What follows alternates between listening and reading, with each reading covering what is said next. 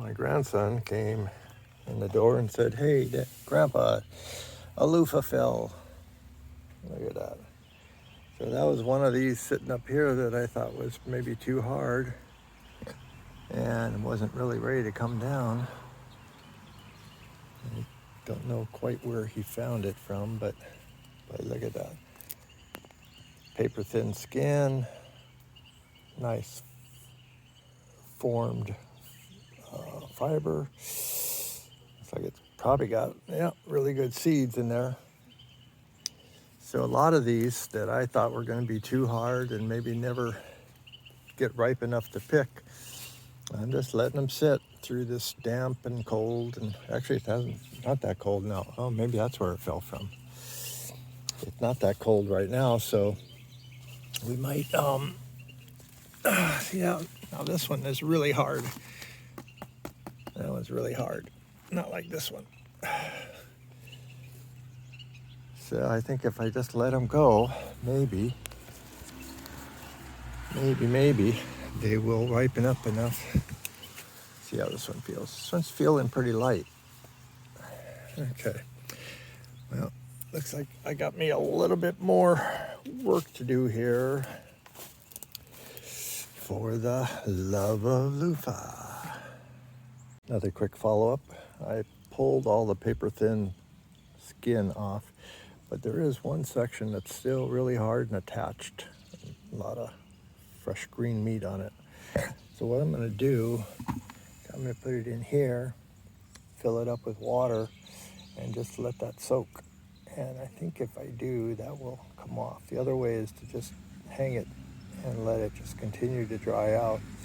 The only thing is it may go into a rot situation. So I'm going to try the soaking this time to see what happens. Another quick follow-up. When I put this in the bucket to try and soak it to get that green part off, all the seeds just float right out of it. That's pretty cool.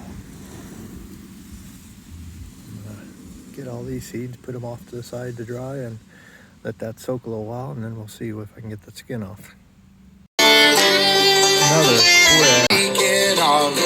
quick follow-up.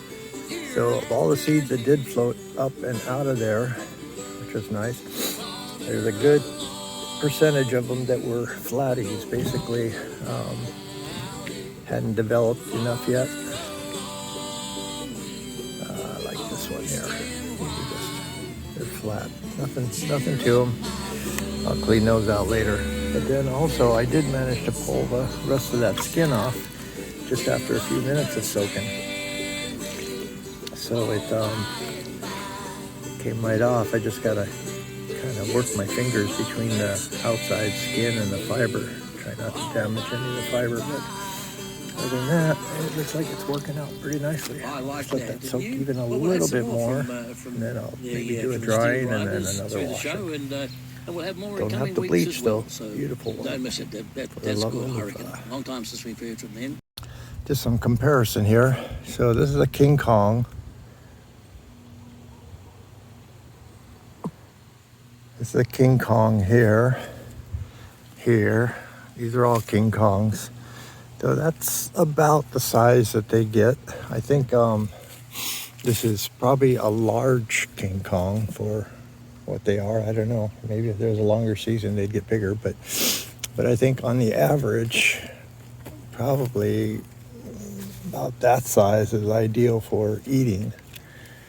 And then let's take a look over here.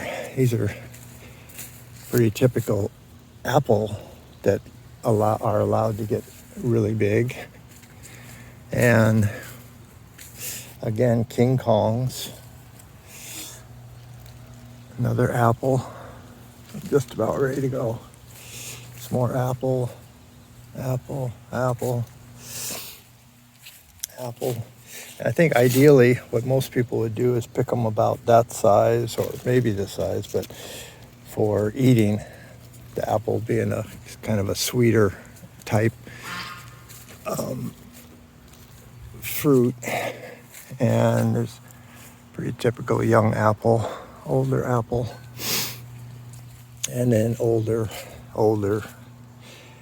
And then I think what makes my Virginia Huskies is that if you got an apple that goes just about to that size, on probably the biggest size, then you get the Virginia Huskies, and they take that characteristic and put it with the long common, and then they end up with this bigger, wide girth type fruit there. So I think that's really what explains the Virginia Husky for the most part. Just picked a bunch of stuff here. My giant winter melon finally fell off the vine. Actually, I was kind of cleaning up the vines, and I probably cut one that was holding it, but it was done. So it's huge. I got to go get a wagon to bring it back. And then I cut a bunch of smaller ones that are back here. And I think that's an apple there. But I think these are probably like a common, maybe luffa that got in there.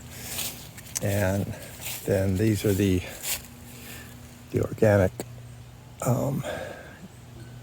long ones, good for eating, but that's kind of the largest they get, and definitely better for eating at a smaller size.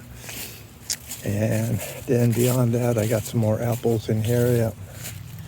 Apples, apple, and apple. So you can see where the apple characteristics, being fat and round, crossed with the long common type luffa, and then we end up with the Virginia Huskies, which again, we got some more apple over here. I grew apples again this year because I just really wanted them to keep breeding into the Virginia Huskies. And then we got these guys here, which would be more of a Virginia Husky. Oh, trying to get all this stuff up off the ground so it doesn't rot.